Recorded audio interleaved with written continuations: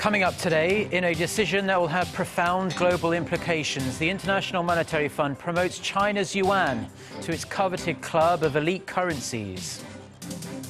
Addressing world leaders at the climate summit in Paris, President Park Geun-hye calls for serious efforts to launch a new deal on tackling climate change, saying failure is not an option. South Korea's young people are struggling to find work, but the nation's older generations, those 50 or above, are more economically active than ever. Stay tuned for these stories and more.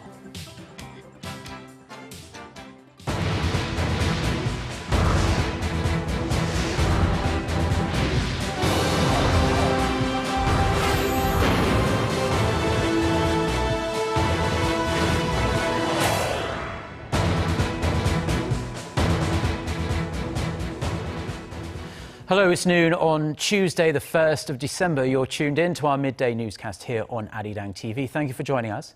I'm Mark Broome. And we start with that news that the International Monetary Fund has approved the inclusion of China's yuan in its basket of reserve currencies. Joining the exclusive club is a victory for Beijing. But what does it mean for Korea? Hwang Ji has this report. Starting in October of next year, the Chinese yuan will become one of the world's elite currencies.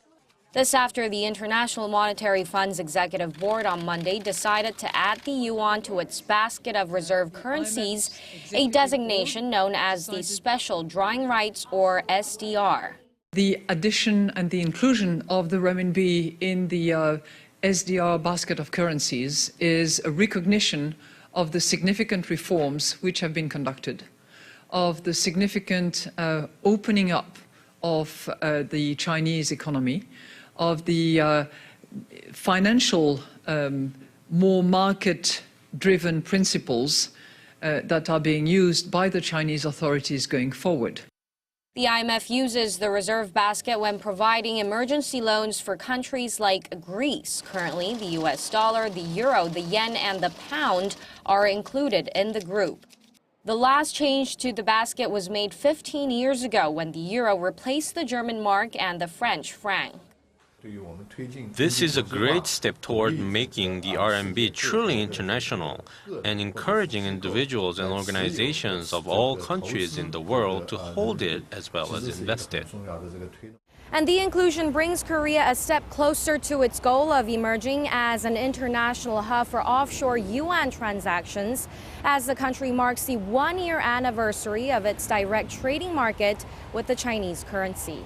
While the yuan's new status is expected to have a limited impact on the Korean economy in the short term, experts predict that it will further increase Korea's dependence on China, an outcome that could have both negative and positive effects.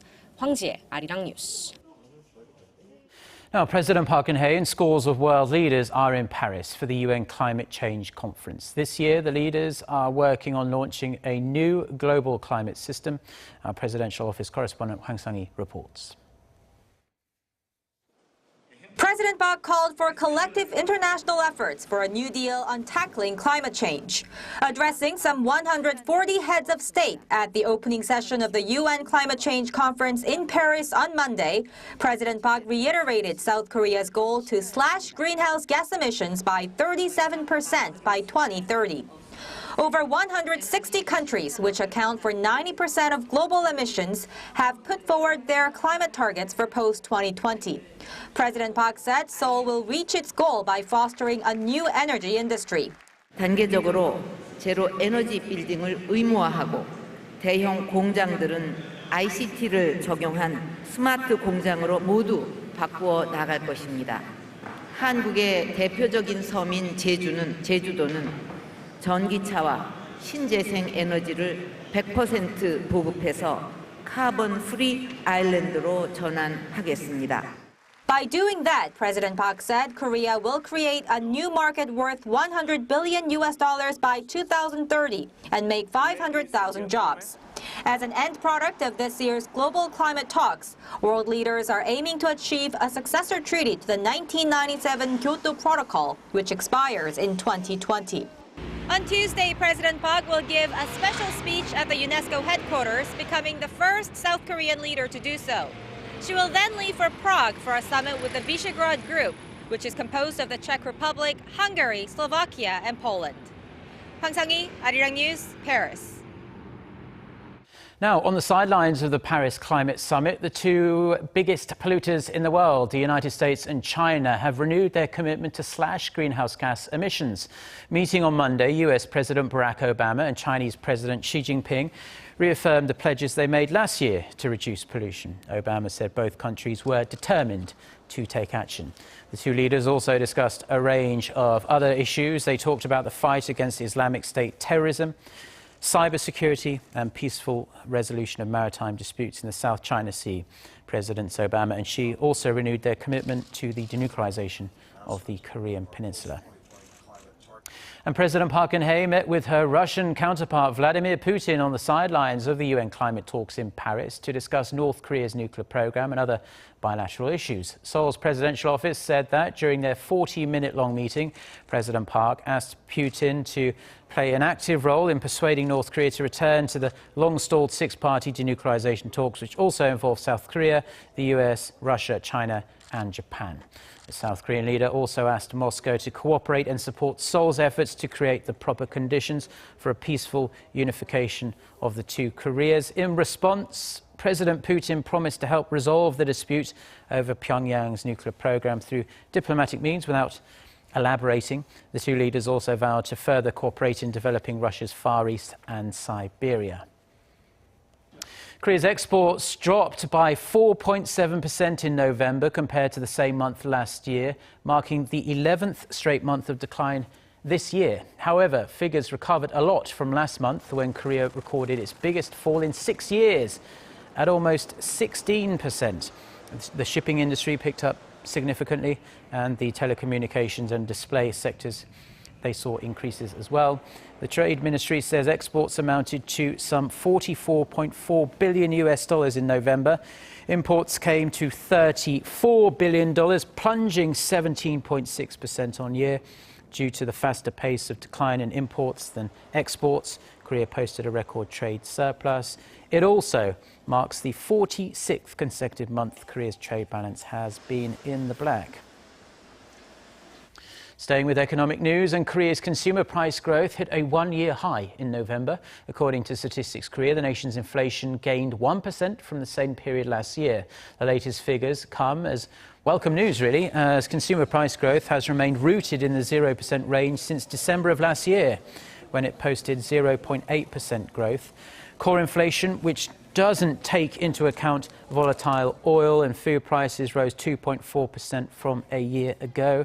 The agency attributed the rise to a steadying of global oil prices, as well as gains in public utilities and transportation expenses. Korea's top conglomerate Samsung Group has appointed a new mobile communications chief as part of its annual personnel reshuffle. Go Dong-jin, who was the executive vice president of Samsung Electronics in charge of mobile R&D, played a key role in the development of the Galaxy S6 and the Galaxy Note 5. Samsung said it expects his experience with hardware and software development will strengthen the competitiveness of the division, which has seen its earnings drop amid tighter competition from foreign rivals. Go replaces Shin Jong-gyun, who will continue in his role as president of the IT and Mobile Communications Division while handing over his duties as head of the mobile communications business.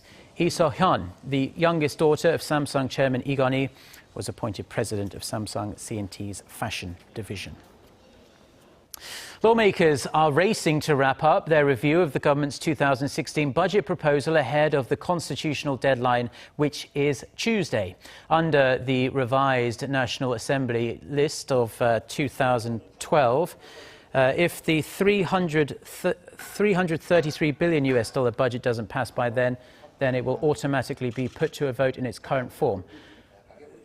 Well, just to say, actually, that the constitutional deadline is December 2nd, so that means it is Wednesday. But the main sticking points between the rival parties have to do with funds for a state-run childcare programme for toddlers and money for a controversial government plan to issue state-issued history textbooks. Lawmakers are also seeking to revise the tax code to make it more equal. The proposals on the table include a plan to collect income tax from the clergy for the first time, starting in 2018. Now, more Koreans in their 50s and above are either working or are looking for employment, even as their younger peers are out of work.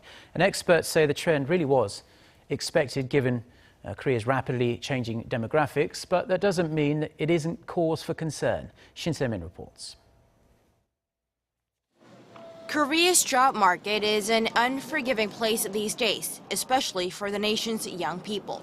The youth unemployment rate remains stubbornly high, topping 10% in June, a 15-year high. But the labor market is not as bleak for Korea's older population, with the latest figures showing that more than 10 million Koreans ages 50 and older either have a job or are in the market for one.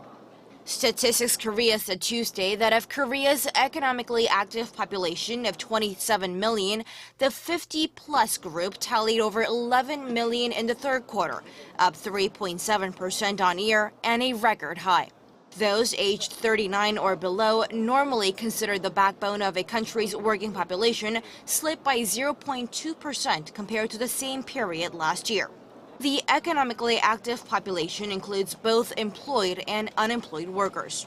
Breaking down the figure further, just 10 years ago, the number of economically active people in the 50-plus age group was half of that of those under 30, which is in stark contrast to these latest figures. Experts say the shift was inevitable given Korea's extremely low birth rate and rapidly aging population. But now there are growing concerns the trend will drag down the country's growth in the decades to come. Experts add the country's slowing economy is adding to the burden, as many members of the older generation haven't prepared for life after retirement following years of financially supporting children who are unemployed. Shin Se-min, Arirang News.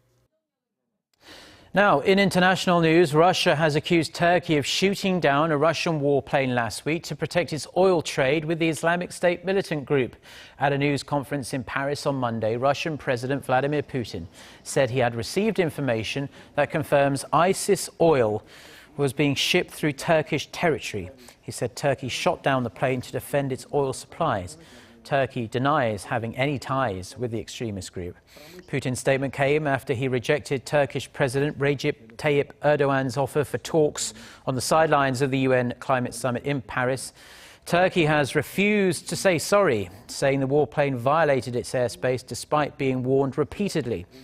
Russia also laid out more details of the economic sanctions it has imposed on Turkey that are aimed at denting the nation's key tourism and agricultural sectors.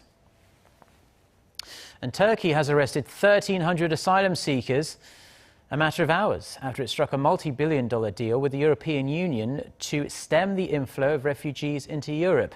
Reports from numerous sources say hundreds of Syrians, Afghans, Iranians and Iraqis and 3 people smugglers were caught in a rural part of Turkey just north of the Greek island of Lesbos. Now, this small Greek island of Lesbos has been struggling to provide medical care to refugees who have been arriving by their thousands every day for well over a year now. The latest sweep is believed to be Turkey's largest single mass arrest of refugees in months. It came less than 24 hours after the EU pledged to give Turkey $3.2 billion in exchange for increased border patrols. The United States is going to make it harder for visitors to enter the country under its visa waiver program in a bid to shore up security. As it stands, the program allows certain nationalities, including Korean nationals, to enter the country for tourism or business for up to 90 days without obtaining a visa.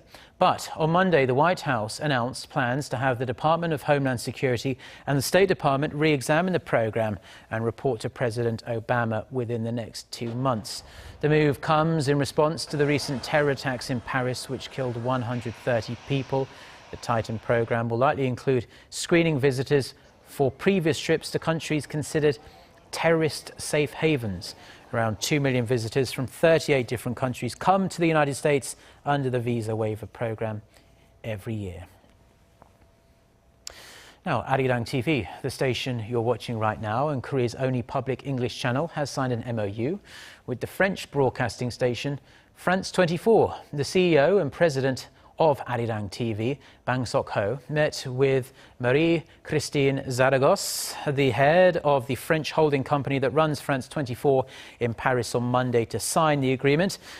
Under the MOU, the two channels will share content and produce a number of programs that will help promote diplomatic ties between Korea and France. The deal follows an agreement between President Park Geun-hye and her French counterpart François Hollande that was reached at a summit in Seoul last month. It also comes in time for the Korea-France year, which marks the 130th anniversary of bilateral ties between the two countries.